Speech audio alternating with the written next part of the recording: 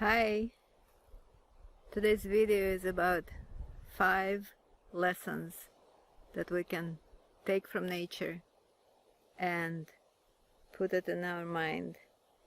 Think about it, and hopefully from our mind it's gonna slowly sink into our heart and to the whole nervous system, and only then, when it dives deep into our nervous system, is when we can implement those lessons in our daily life.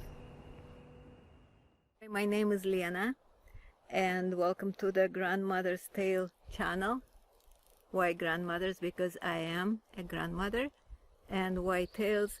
Is because I'm coming up with the stories that I can tell you. What you're gonna do with the stories is up to you. I'm a gardener. I'm in my garden right now.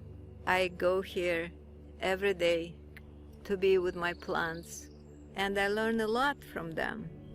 And in this video, I'm really happy to share some thoughts that has been circulating in my head already for a long time now, and hope that they will resonate with you and you find useful to be reminded of what I'm pretty sure you know already for yourself. So, lesson number 1: generosity. Sunlight, an essential, poured generously onto this planet. Where would we be without sunlight? Oh, it's so hot. This is arugula behind me. It's flowering. Every flower produces an abundance of seeds.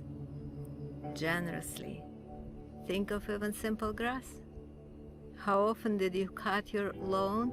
It comes up again and again and again, and every little plant of grass produces so many seeds that it puts out every season, no matter what. Nature is generous, and that nature is part of who we are. It surrounds us and it runs through us. Whatever you are, whoever you are, put yourself out generously. Just good putting out. Don't put a price tag on it. Don't count how many returns you get on what you give. The more we give, the more interesting returns we have, because there is no emptiness in nature. And if you empty yourself, something else will come in and fill that space. Lesson number 2 is variety. Here it is, apple tree, and not one leaf of this tree looks like the other one. And where it concerns trees, here's an apple tree, and the oak trees, and pine trees, all kind of trees that you even can't imagine how many varieties there are of trees. And look at this, grasses. What a variety of grasses we have here. Nature is so generous in creating variety, with the variety of fruits, the variety of vegetables, the variety of our tissues in our bodies. Just think about it. The tissue of your eye that can see is so different than the tissue of my nail on the finger. And the liver, the gallbladder, the muscle, the bone, the blood. It's overwhelming. So, where am I going with that? Is that bringing in variety into your life, which is gonna be feeding all tissues of your body, all aspects of yourself. Food for your mind, food for your heart. We need variety in our life. Lesson number 3 is resilience. I looked it up, resilience meaning the ability to bounce up from any kind of fall or failure, the ability to stand back on your feet and thrive actually. In nature, the resilience comes from focusing on what's possible. Nature always focuses on being alive. I'm a gardener, and I know that if I put a seed in a big container with rich soil, I get a nice, juicy, big plant. But if I put a seed in a smaller container with a poor soil, I'll still get a plant of the same kind. It's just going to be small. The plant which is focused just on making a seed to continue itself living through the next generation. Nature always moving forward. And this is generous abundance of life force that knows only yes. Yes to what's possible. We as humans, we have that ability in ourselves. Our mind gets in the way and we focus on what's not there for us. We focus on problems. We focus on impossible. And that stops our life force from moving forward, from finding a solution. You know how they say, be part of the solution, not part of the problem, which means that we can train our attention to follow what's possible, to follow the yes in ourselves. And that's where variety comes in, because there's so much variety of choices all the time around. And so often, because our focus on negative of what's not there, we cannot focus on what's possible. The lesson is just that. Notice what's there. Notice when your heart says yes to this or yes to that. That's when your life force comes up and calls for action. And we can be mindful and generous with our actions. Mindful in terms of being aware how our actions and what we create and what we put out there affects other people. Do no harm, but take actions with generosity and following the yes. Lesson number 4, community. Coexistence.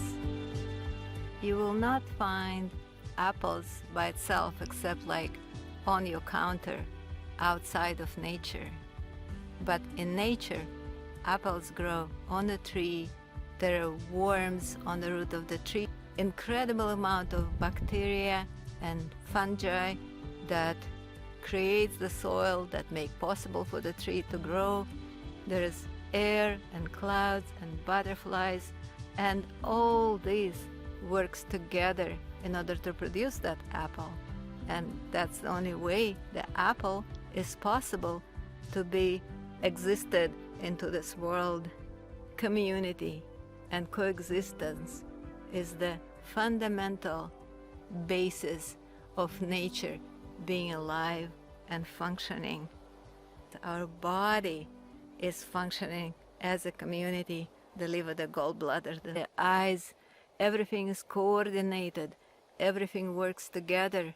And so we as individuals can create a healthy, functioning society only if we coexist as a community. As a community that is mindful about what we create, mindful how our actions and what we put out affect ourselves, affect our environment, affect each other. Lesson number 5 is grace. Grace is such an interesting word. It reflects on beauty, on flow, balance. It's a warm and inviting word. It creates this invitation to dance together with all the aspects of yourself, together with all the aspects of the nature, with people around you, and with your own spirit. It includes the part that is beyond this manifested world and infuses everything with such aliveness, generously, in abundance, creating a variety that coexists together in an interconnected way. Somehow, historically, we're programmed to focus and want either what's rare or what's not there. We want something that is out there, not what we have around us. But we live and thrive on what is here for us, and what is here for us in abundance, like sunlight, like air. Because of that programming of not noticing what's there and taking it for granted, we don't know really how to be grateful for what sustains us already, what's already around us. And I wish we could change that individually and collectively as a society.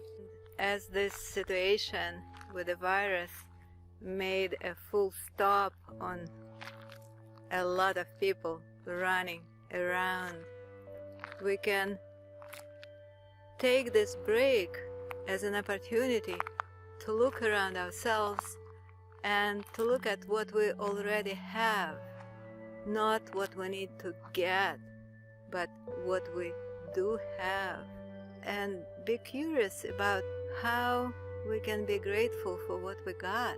Is it enough or not enough? And I know that for many people what they have is not enough, but for many it is enough. And how to stop from running for more, always more and more.